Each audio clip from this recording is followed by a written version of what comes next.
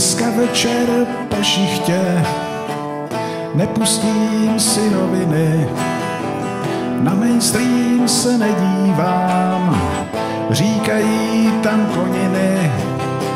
Zapínám si počítač, otevírám orosené a čtu v mailu přeposlaném informace ověřené. Čachy svírá Fialova drahota. A na to, aby schápal systém, stačí škola života. Agresivní na to ohrožuje ruské bratry a my doma kvůli tomu máme nosit svetry. A tak to teda nenechám, napíšu jim hejt. Pro jistotu ještě mrknu, co se děje v Deep State.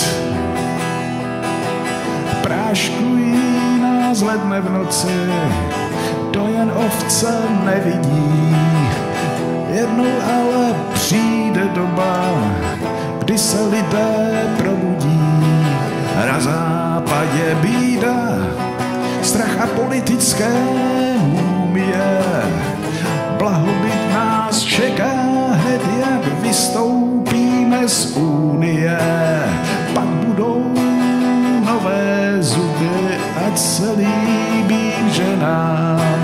Zatím žvíkám alobal kvůli 5G vlnám. Tak to teda nenechám, napíšu jim hejt. Pro jistotu ještě mrknu, co se děje. Deep State.